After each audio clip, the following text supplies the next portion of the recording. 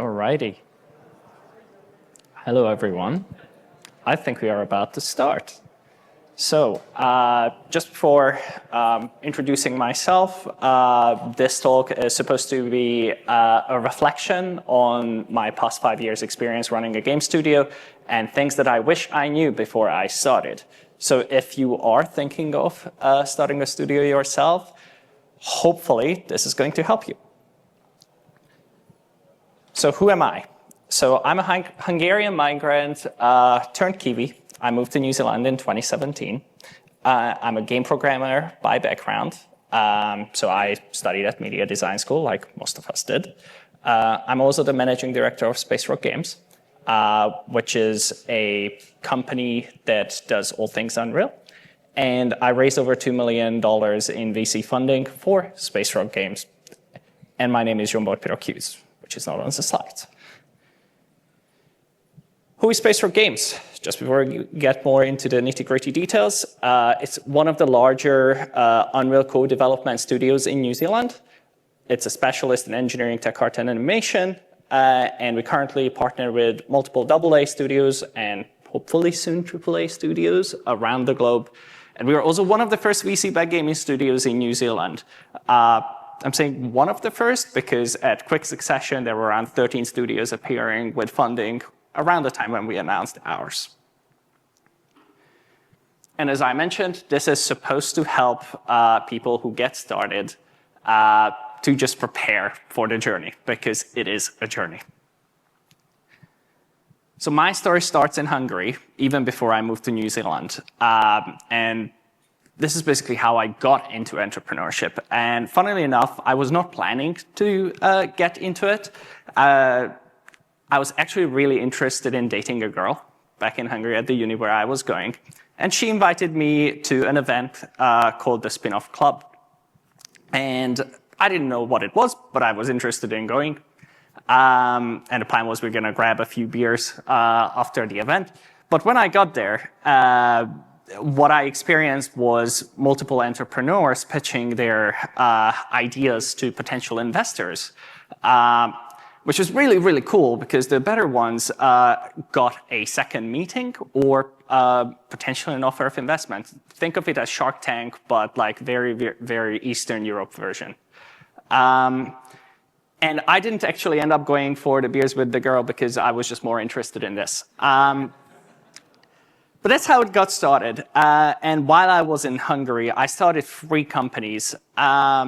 I started a company that was doing web design because websites at the time looked absolutely horrendous.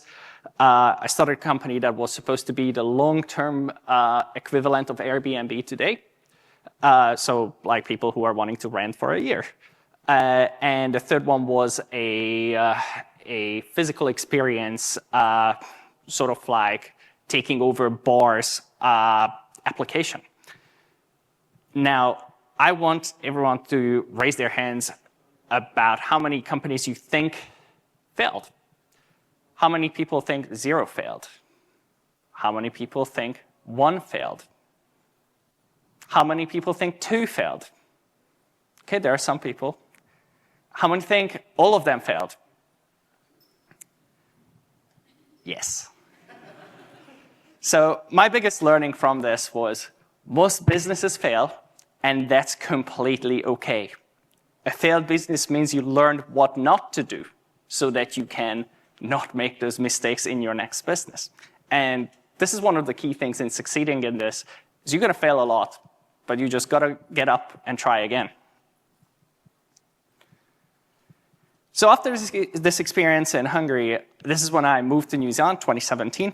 And I actually studied at media design school. I did the software engineering degree in 2017. And I graduated 2020 May. If that year brings back any memories to people, you'll know that it was not the standard year. And the reason I'm saying that is because I firmly believe we would not exist today if it were not for the pandemic. Because what happened then is us fresh graduates going into the industry, which was in a hiring freeze. So in order for us to be able to do games, you had 2 options. One was working on your portfolio for a year and hope that you get a job or not, or YOLO and do it yourself. And we said, why not? Let's go with option 2. And just to the point of how we would not exist today, there's a couple of quotes that I really like.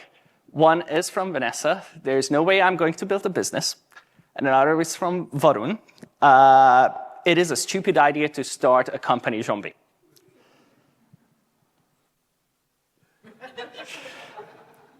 They're both co-founders of Space Rock Games.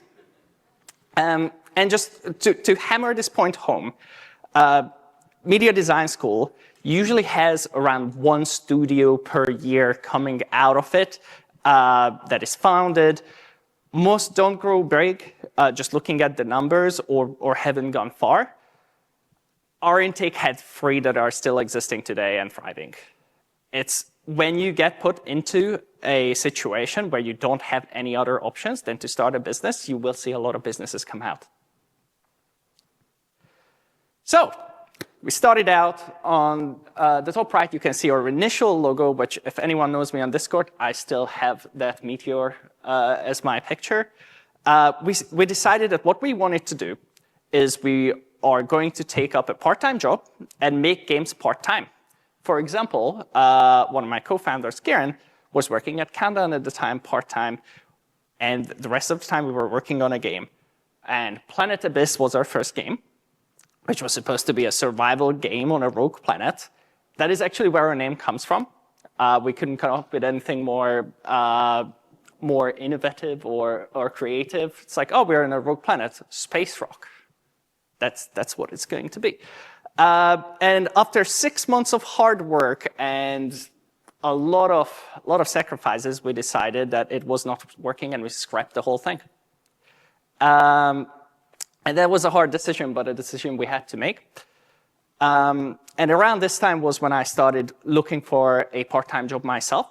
And I applied to a company called Reality Virtual, who offered me a job part-time. And the guy who offered me the job was really trying to convince me to go work there full-time. And he told me something that really stuck with me. He basically pointed out that if I look at the number of hours we put into game development, I should notice that the amount of hours are slowly going down. And he was completely right. That freaked me out because he was saying that, look, what's going to be happening is if you do this part-time, people will eventually fizzle out and will do it on their own way. He was trying to convince me to come work for him full-time so I can pay people. He achieved the completely opposite effect because I decided, that is terrible. All right, I'm going to have to focus full-time there and rejected the job. And decided that what we are doing is not working, so we got to change it. So my biggest learning, and I'm sharing this with as many people as possible, part-time game dev does not work. It did not work for us. There might be some studios, but making a game is already extremely hard if you're doing it full-time. If you only have 10 hours a week to do this, you need to 4x the amount of time you're going to need, and that time will never come back to you. So a lot of people give up on the way. So we needed to find a way for us to make money, but also be in games. So this is where the idea came to us that, maybe we should get hired to make games as a studio, and that will help us build reputation and experience, and maybe we will be able to continue to build our original IP on the side. And that surprisingly worked, because we were at the time still junior developers out of university, but I remember one of my friends, Hayden, who runs Prismatic, who started around the same time, told me some of the strategies they tried, and one of them was posting on Reddit on the r/inet subreddit, which stands for I Need a Team. Most people there are looking for pixel artists, for rev share work, or something that's just volunteer thing, and he told me that it does not work. So I was like, why not? Give it a try. I made a post that we are a studio looking for work. And surprisingly, I got a message the next day from a YouTuber who was looking to make a demo of his video game. And if anyone knows Char-I-5, that was the YouTuber, he was our first client. And he had $50,000 to make a demo, which was a lot of money for us at the time. And that allowed us to have our first salary and to be able to pay ourselves something while making games. So this was great. It was solid $315 per week for the 5 of us. So it comes down to now around $7.8 an hour, which is very much below minimum wage. But it was so much more than zero. So that was a big moment for us. So we started working on this game, and I decided, why not make a second Reddit post? Which brought in another project, which I come from a marketing background. This is not normal. This is normally not how you do marketing. But that second Reddit post allowed us to hire 4 of us full-time and 4 people part-time. We basically went from being an unpaid indie team to a professional studio. And we were able to start working on our new original IP called Criminals Within, which was progressing very slow, but we got a small, scrappy prototype. And before I keep going, I just want to highlight the first part of the presentation is more about how the journey was. Second part is more about the learnings. So learnings will come. It's like the next slide. One of the first things we learned, you don't need to raise money to get started. You can actually do bootstrapping, which basically means instead of relying on someone giving you money, you can just make it yourself. There are 2 ways to start a business. One is a capital-intensive business, which is the typical way to start a game development studio, is you invest a lot of time and money into making your own game. And it might become successful, and it might generate you money over time. But it's a lot of money, and games are difficult to make. The other option is capital light, whereas you can get started tomorrow, and people will pay you money to make games.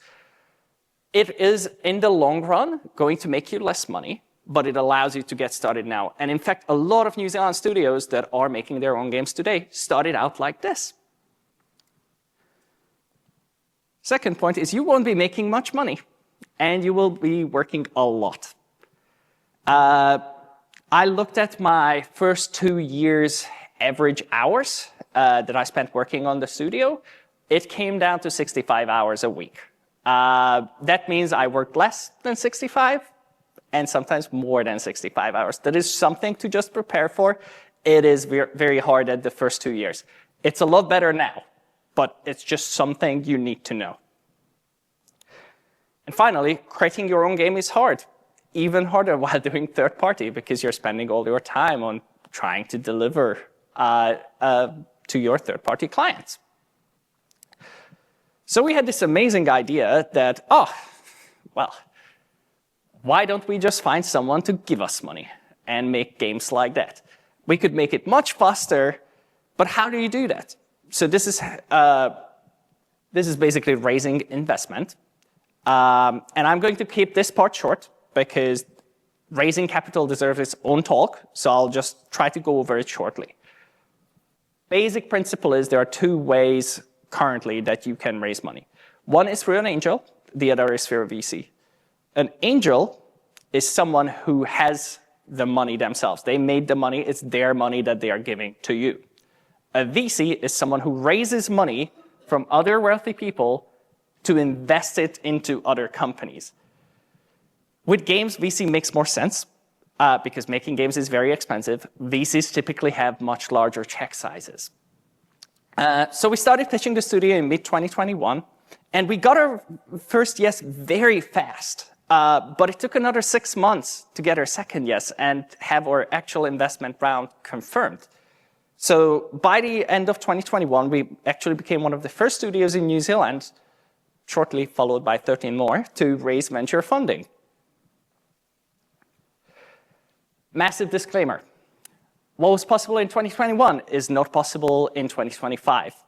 What do I mean by that? While we got funding with what we had in 2021, I don't think anyone would give us money now. if we had the same thing. It was a very different time. It was the banana zone. Raising funds was already very, very difficult in 2021. I think the number was 0.05% of companies raised venture funding out of all. It is almost impossible today.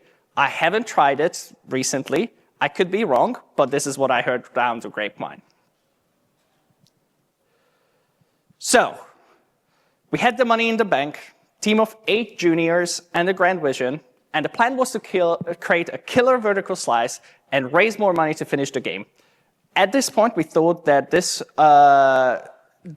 would take us around $1.3 million New Zealand to deliver fully. We stopped all external development and moved the team over to making our own game. This is one of my biggest regrets. There's another slide about it. End of 2022, we have an investor build which unlocked new funding. Now the team is 12 people. And we massively underestimated the budget that we needed. We knew that we needed a publisher to be able to develop this because there was no other way for us to create this game. By early 2023, we had around 20 publishers interested, which was great. And the team was 16 people at the time. By late 2023, if anyone remembers 2023 being a great year for game development, it's not. The industry imploded, and the 20 publishers, without us doing anything, went down to 2. And this happened for a variety of reasons. Publishers decided to focus on a single genre. Previously, they did 4. We were in a genre they no longer focused on. They decided to change their preferred budget. Some of them only did $1 million or less, or minimum $12 million when we were going for a $3 million production US. That removed the chances of signing with them. Or they just straight up closed. Versus Evil was a publisher we were talking to, and they announced it on the 24th of December, on Christmas Day, that they are closing. So that was a fun Christmas present. So here we were in this situation that we had 6 months of runway left, and 2 publishers interested, but they asked us to show them more. So we had a choice. Try to repitch the game to the 2 remaining publishers, and if they say no, we die. Or make a massive pivot and go back to our roots of doing external development. And if you know what we do today, you'll know that we went with option 2. So, learnings from this. Do not assume that someone will fund your game, even if someone else funded you before. Because that often happens, and it will leave you very, very vulnerable. Keep your team lean for as long as possible. At the time, when we were pitching to publishers, we had 16 people to prove that we can scale up to 30, which we thought was required for development. This was stupid. You do not need to do that. We burned through a ton of money and lost precious time that we could have spent on iterating on the demo to get a better chance at signing. You will be wrong about your budget and timeline, so please, please, please aim very, very small with your game. You will likely need 2 times more time and 5 times the budget that you were thinking originally. Why am I saying this? This is exactly the numbers that were true for Criminals Within. I thought it was going to take 2 years and $1.3 million New Zealand. Turned out it was going to take 4 years and $7 million. Not something fun to discover midway through. If you choose the wrong genre, it will kill your chances of success. Why am I saying this? Well, publishers want to see that your game has a commercial potential. If you're on Steam, which most of us are, this means your game needs to be endlessly replayable. You're in a genre that generally does well on Steam, and even better if you already have a large number of wishlists. This means strategy, simulation, crafty, building games. They work really, really well for Steam and will generate a ton of wishlists. While platformers, puzzle games, they don't, and they typically generate almost no wishlists. And while Crims was relatively popular among its genre, it was not hitting the numbers we were hoping for, which made signing a publisher very, very difficult. So please make sure When you decide to make a game, that you choose the right genre. It is 90% of your marketing. If you choose the wrong genre, it will kill your studio. And do not stop doing what is already working. I wish we did not stop doing external development. It would have given us a lot more runway, a lot more time to be able to iterate.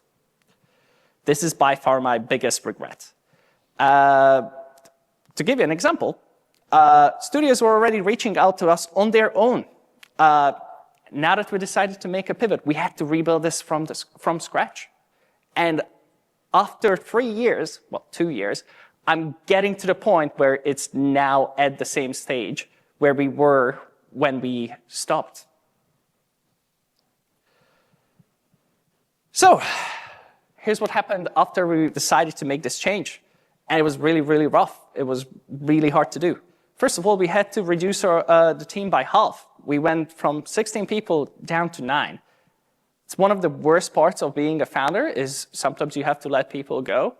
And I know it sounds like, oh, it's harder for someone, harder for me than it is for you. It fucking sucks. We also decided to shelf Criminals Within after 2 years of development and having spent almost $2 million on it.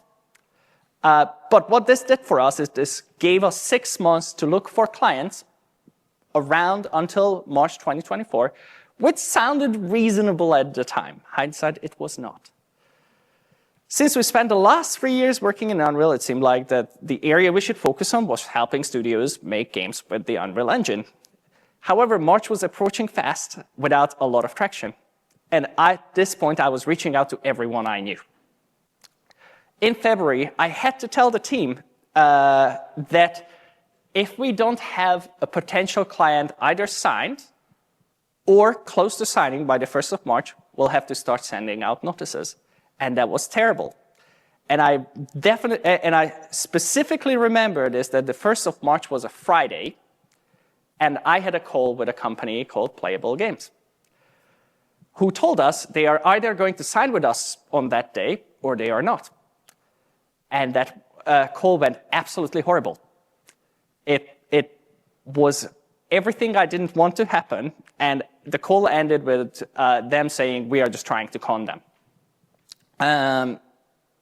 So you can expect how well I took that weekend, waiting for the Monday to tell the team that we have failed. I got an email the next morning on Saturday that, they misunderstood what we were saying. Do we want to go on another call and chat? And we signed them on Saturday. This is how close it was for us to potentially have to shut down. So at this point, we were saved, and I just want to give a massive shout out to Tony Lawrence. If you're here, Tony, thank you so much. He was the one who introduced us to Playable. And after this, as we started doing external development, more and more studios became interested in working with us. We ended up working with Ultimate Studio on a yet unannounced title, and we worked with Floating Rock on their first game, Kyoryu, which is now signed by a publisher.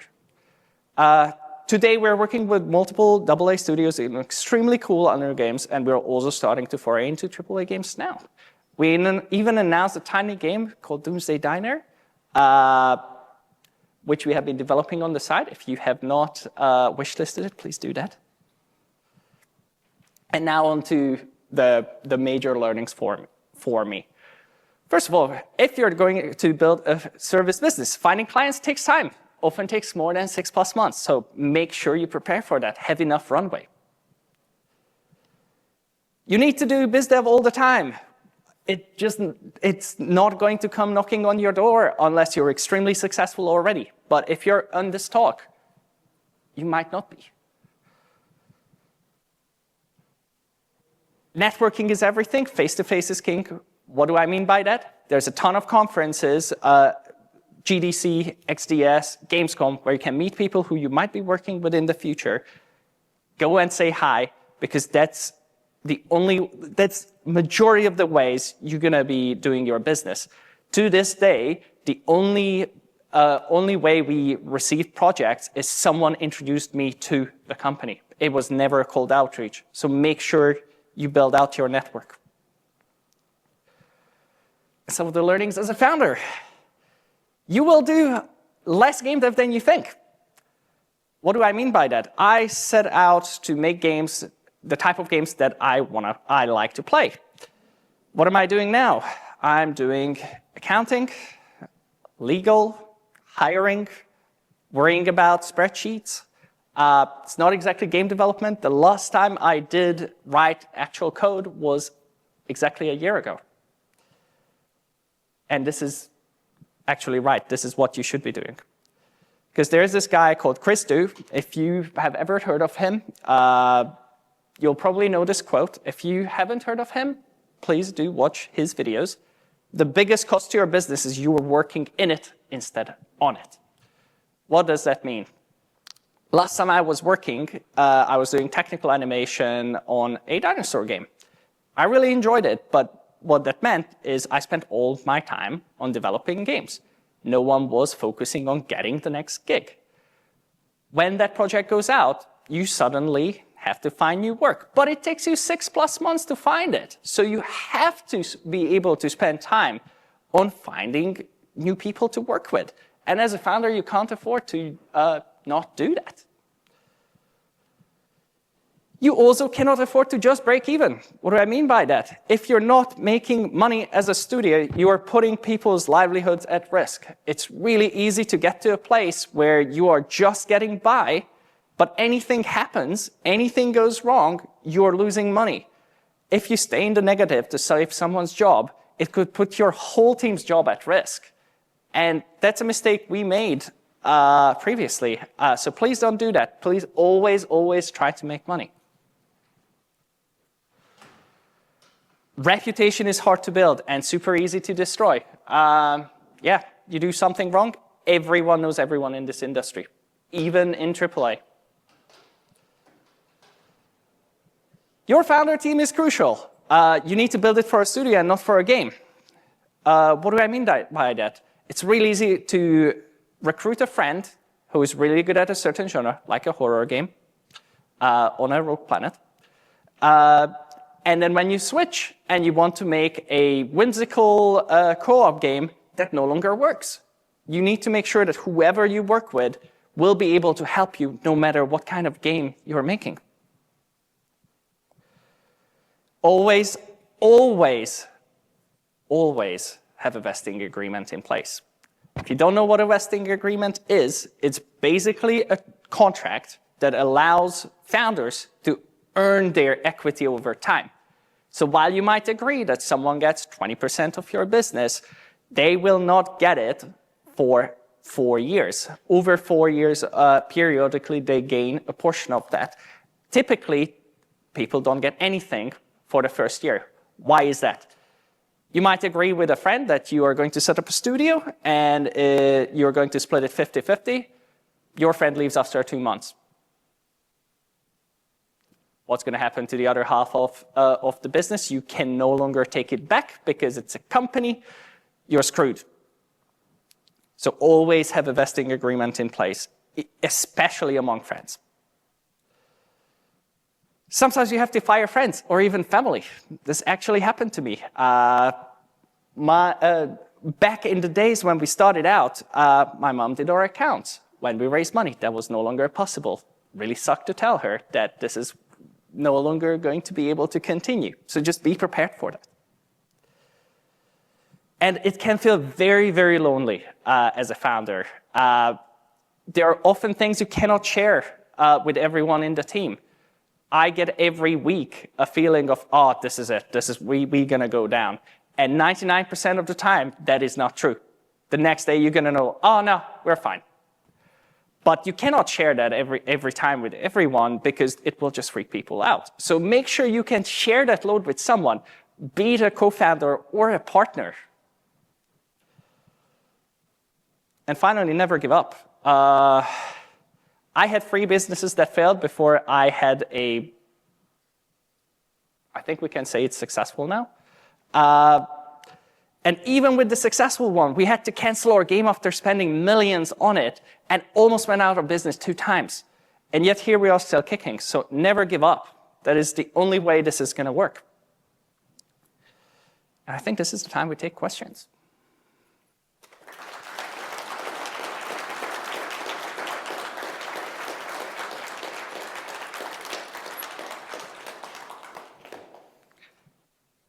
Thank you so much for listening.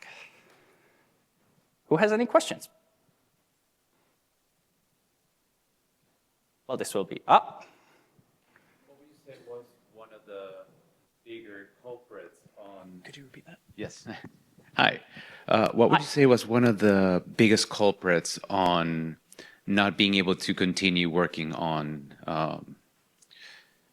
Criminals Within? Criminals Within? Oh, there were multiple.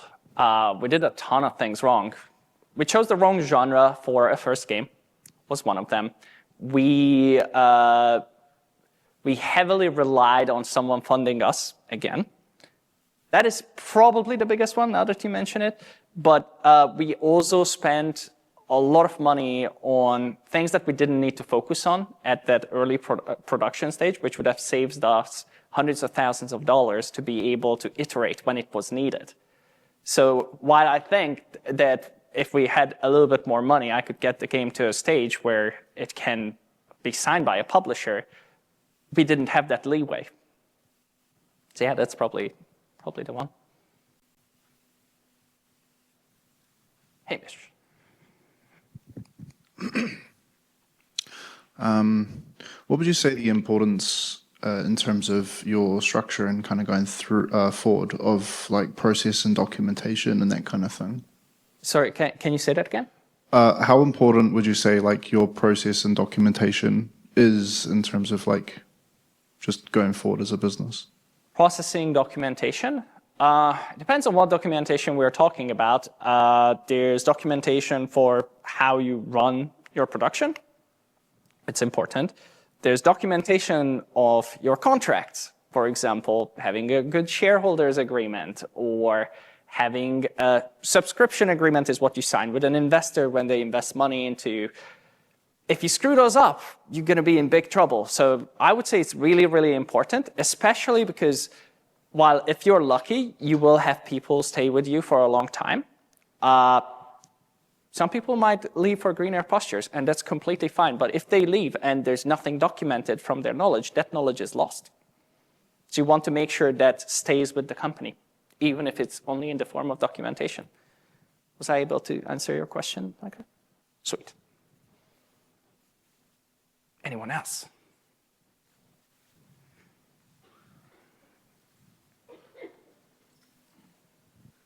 Hey man, awesome talk. So you've gone from service business to making your IP back to service business, but you also have Doomsday Diner coming out. And so how it feels as though the identity of Space Rock is baseline services business, but to build your own IP in general in future. Is that part of the strategy? And yeah, can you speak to more to that if so? Yeah, absolutely. So yeah, it's been a roller coaster of how we were operating. I think a mistake we made when we raised money is that we stopped the service side of the business. I mentioned this before, but was my biggest regret. What my plan going forward is we'll keep the service line going because it provides security, and we get to work on games that we wouldn't be able to fund anyway ourselves. So we work on games that production value is above $10 million. We're not going to have that money in the near future. But I also want us to work on our original IPs because over time, if we have a healthy studio, we would have 50% of our revenue coming from our own original IPs or maybe even more, but also the other half coming from service. So I wish that I didn't stop that because now we would be at a much better place.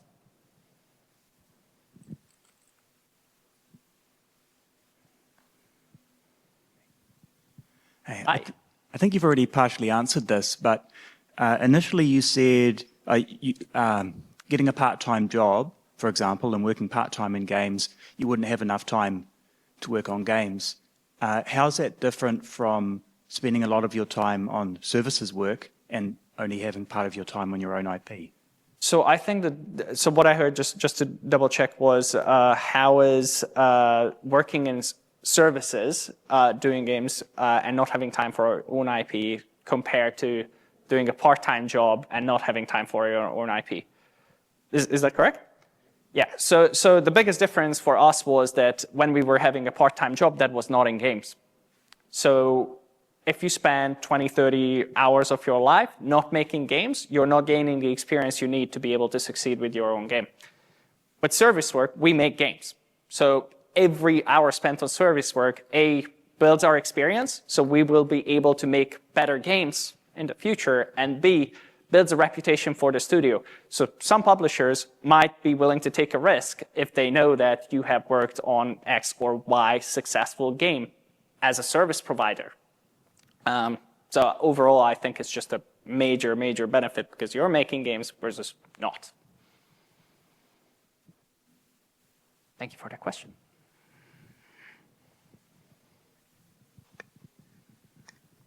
So you've spoken about how previously with external development, your team, some people sought you out, and that to start off, you began that search in places like Reddit. Looking back now, if you had your team again and you wanted to find work in external development, where would you begin that search? That's a very good question because I'm not sure. Reddit was an offshoot that worked at the time. The biggest thing you can do, I think, and I spoke with a person called Bryce who runs a studio in Australia. I think he has a blueprint for it. What he said is he originally worked for a couple of studios on the outsourcing space, but he was just a freelancer. Then he decided to start his own studio. He already had those contacts for those companies who were doing outsourcing, so he could build a smaller 2-3 people team and get into those studios. So while this might not be very, very helpful if this is your first gig and you're starting a studio right out of university, because you might not have those contacts. But I think the connections are the key aspect to this. If you know people who work in games, chances are they might be able to get you a gig or two to start out. I'm not going to be making a ton of money, but this is probably where I would start, is reach out to friends. All of our gigs came through friends making introductions for us. So I would expect that would be the most successful way to do it. Did that help? Yeah. That was very convincing. I guess, well, I'm sure we're both probably aware that that's like, it's probably as much of an answer as you can give, and that's totally cool. It may not just be that there's not a very straightforward and clear path to make something like that happen. Yeah, I'm just trying to think about this because when we started out, we really just, the Reddit subreddit that I posted in is at the time was a genuinely useful subreddit. And after I posted there as a studio, it just started to be spammed by other studios. So I don't think it's doable right now on that specific subreddit. Would I use Facebook ads or anything like that? Probably not.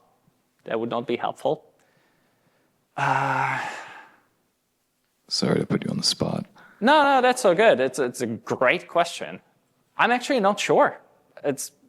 I guess the 2021 was a different time than 2025 stands. Because I'm sorry, I can't answer you that right now. Thank you anyway. No worries. Yes, and thanks for the question.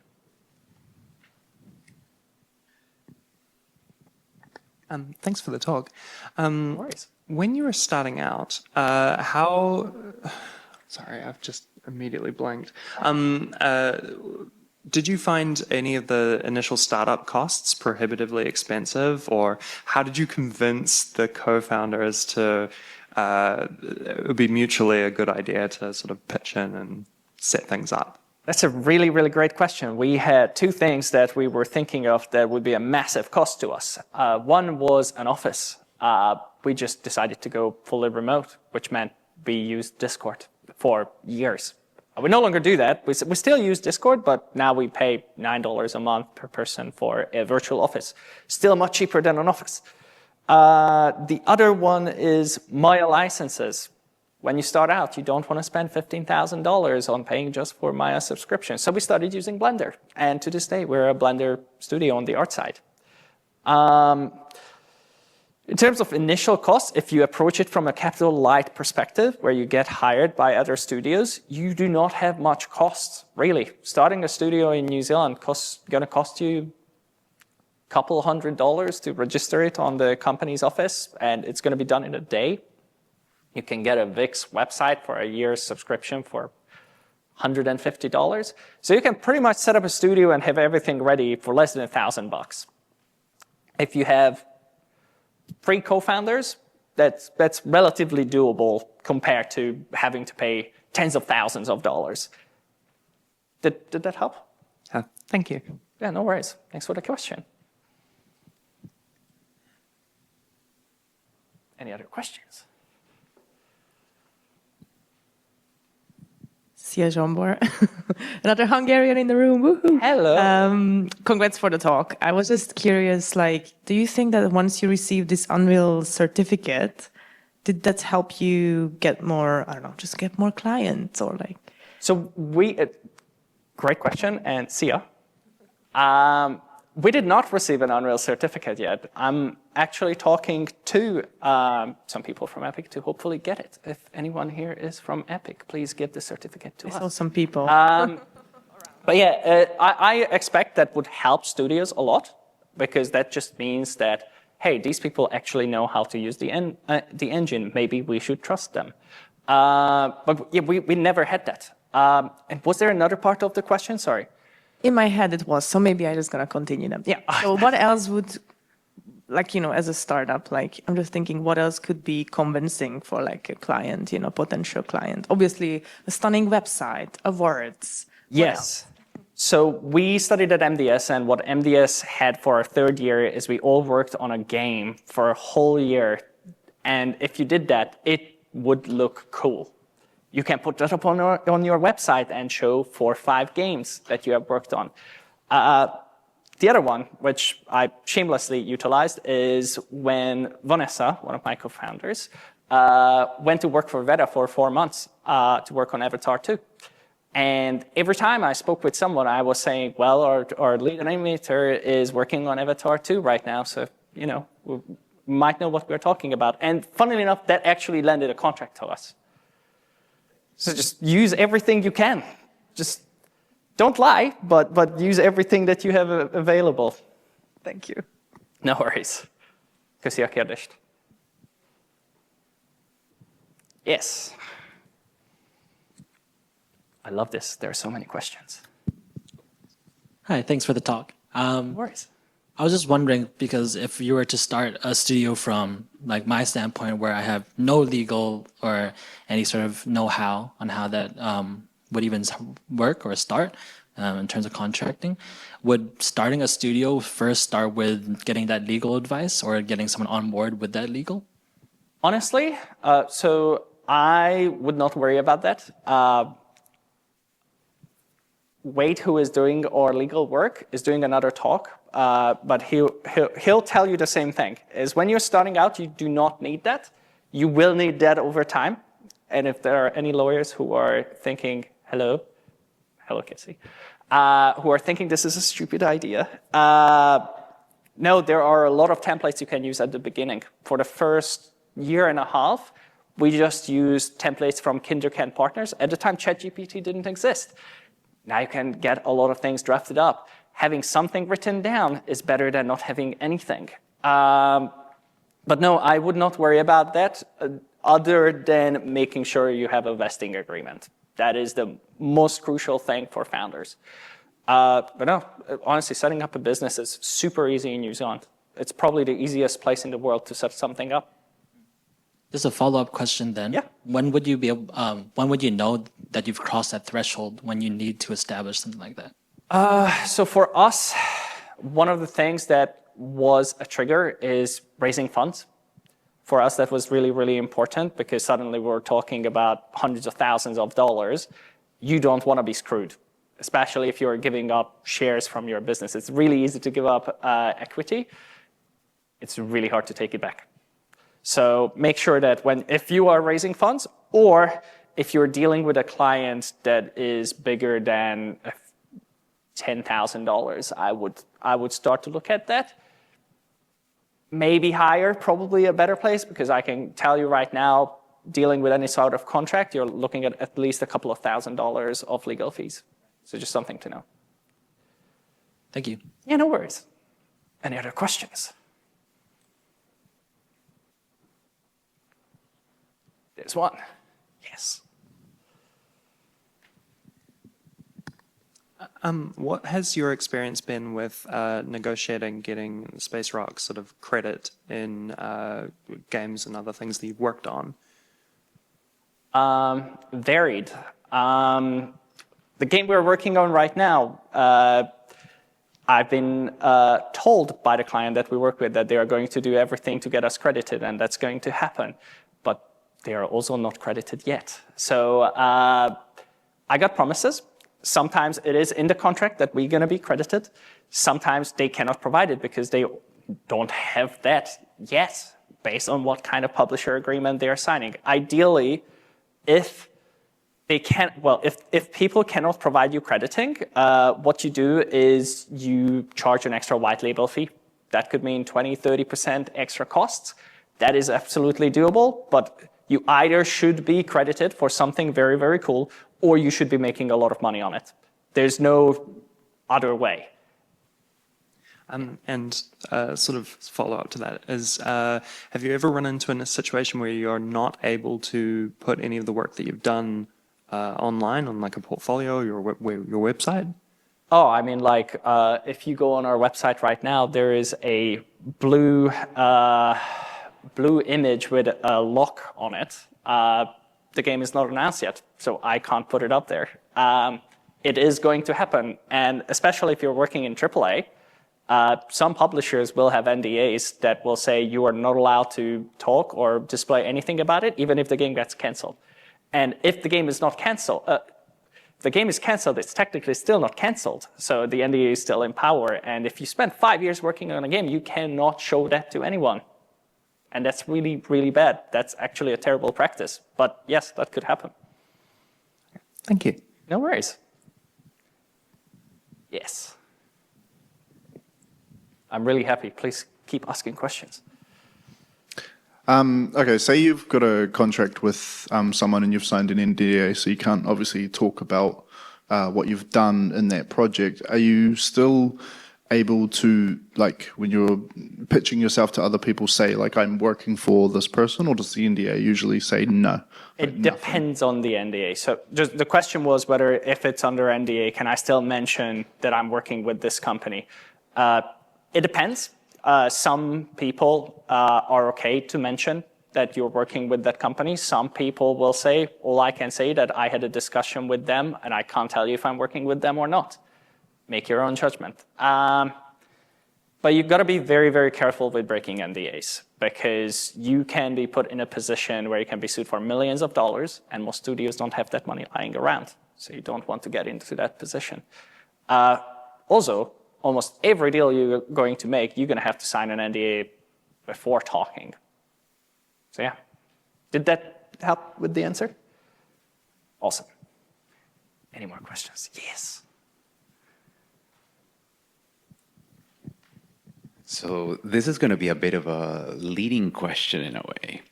As a, part of the hiring, managing part of my team, I do get cold emails from co-developers saying, like, here's a portfolio. My first instinct I get them too. Yes. My instinct is, nope, I'm not opening up this PDF because I'm not currently looking and I don't know what's in here. Therefore, that actually is not helpful. As you said, cold. Sorry, I didn't hear that. Oh, as I said, cold reaching out usually doesn't help. No. One strategy that I saw that really helped was back in the day, Airborne Studios did this really cool short with this little girl and this airplane, and it's just cool. And they made it as a small short, and then they publicized their co-development services, and that actually went great, and then they were flooded. When I'm looking for people, usually I'm looking for what type of work do they do, like who is at face value somebody that I appreciate, or that I look at that work and I want to work with them. What is some of the content that you show potential clients that you see has the most traction or the most appeal? It depends. So basically the question was, what do I show to potential clients if it gets to that stage, or that they might be interested in talking, or are you asking what do I show to get them to talk with me? Both. Okay, so in order to get a chat, that is the hardest bit. It often takes a warm introduction. Someone you know, who you are friends with, or who are really, really nice and going to make you an introduction, going to connect you with an email. That is probably the most useful way to get chatting. When it comes to showing things, it really depends on what kind of game you are making. Most studios that are specialists will be able to do a lot of things, but you need to be very careful with how you angle it. So depending on the game that I'm talking to people about, I almost always try to figure out what kind of game that is that they're working on. There are going to be scenarios where what they are doing is not going to be a fit for you, and I think that's really important at that point to say, like, look, this is not us. And here's another studio I would recommend. Because the worst thing you can do is say, oh, no, we can do it. And then as soon as you get into it, it just becomes blatantly clear that you don't know what you're talking about. There are some scenarios where I saw people succeed with this, but it can backfire. If there is something that you can genuinely do, you want to make sure most people will have portfolios, samples. We have VFX, animation, and tech art samples. Even the ordering matters. Is the studio making a realistic game? Is the studio making a stylized game? If they're making a realistic game, make sure to put the really chunky, realistic stuff at the beginning so that it catches their attention. Other things. One thing that I found that works for us is when you get to a certain size, you're going to have people who have worked on really cool games in the past. This is very true for us. While I started the studio out of uni, so only things I can say I worked on are the things that my studio worked on. So I try to stand behind all the cool people and say, like, hey, look at them.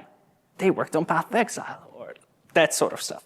But you're going to have some sort of past in the industry if you get to that scale. When you're just students, that's really hard. I would show some of the games that you have developed over the years.